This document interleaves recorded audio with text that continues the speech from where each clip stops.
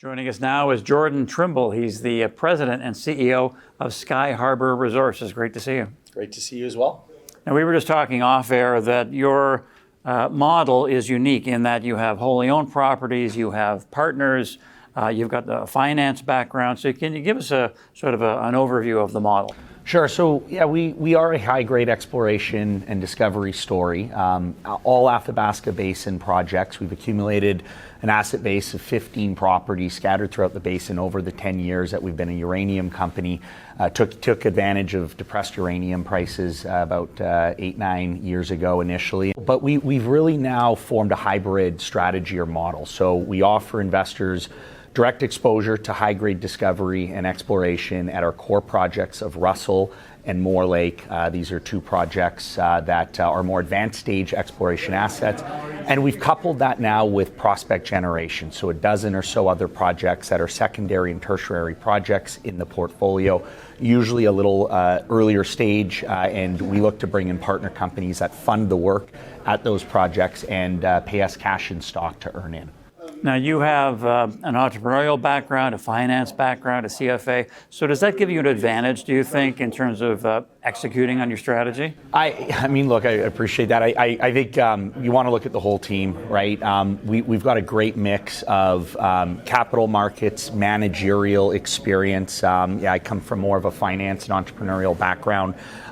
We have Joe Gallucci, who's the head of investment banking at Laurentian Bank, on our board, brings a lot of capital markets experience. We also have David Cates, who's the president and CEO of Denison Mines. Denison's a strategic partner of ours, a large shareholder, both the corporation itself and Dave personally. And then we have a great technical team that has focused uranium exploration expertise in the Athabasca Basin. So Dave Billard, our head consulting geologist, he's been looking for uranium for over 40 years. He was ex-Cameco, built a company and sold a company called JNR, and then joined us.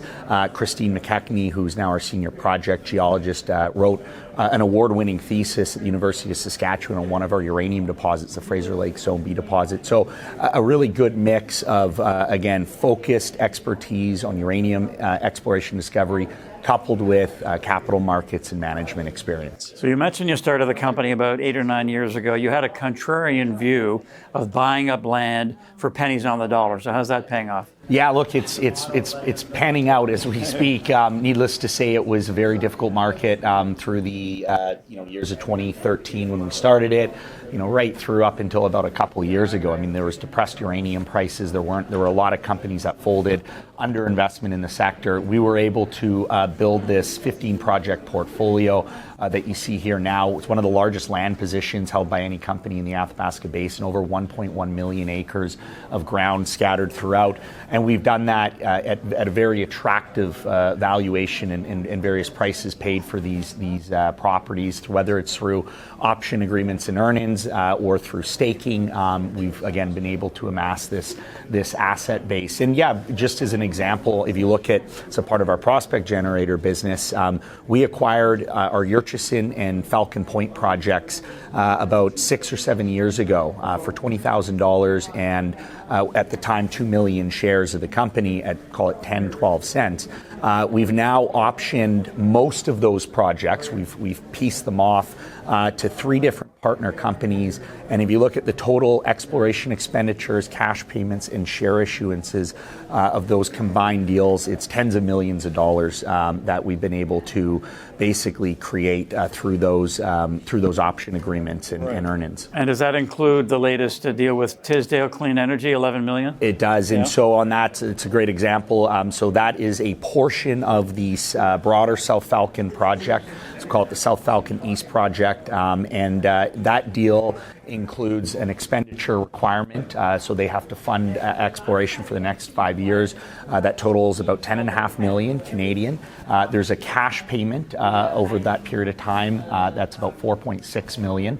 And there's a share issuance upwards of 7 million. So a fairly substantial option agreement. It's our largest by commercial terms and value that we've signed to date, but it's also a more advanced stage project too. So we're very excited for this company to come in and basically take the reins, continue advancing and drilling that project as we stay focused at Russell and Moore. Right, so we'll talk more about Russell and more. We're going to be speaking again in a separate interview, so we'll save that for then. But if you had people in an elevator for 30 seconds and they ask you what you did, what's your 30-second pitch on Skyharbour? Yeah, I'd say, look, we're the one-stop shop now for high-grade discovery potential in the Athabasca Basin. We're very much focused and fully funded for a 10,000-meter and continued large drill program at our core projects of Russell Lake. Again, we've just optioned this project from Rio Tinto. Rio has become a large shareholder of Skyharbour, and at Moore Lake, where we've been actively advancing the project and making additional high-grade discoveries and finding new mineralization in the underlying basement rocks. So you get exposure through that 10,000 meters over the next 8 to 10 months at our core projects. But you also get exposure to half a dozen other projects that partners are funding the work at. So we have multiple irons in the fire, a hybrid model, high-grade discovery potential, and focused exploration at our core projects, prospect generation at our secondary and tertiary projects. Great stuff. We'll talk to you soon. Yeah, thank you. All right, thanks. Jordan Trimble, President and CEO of Skyharbour Resources.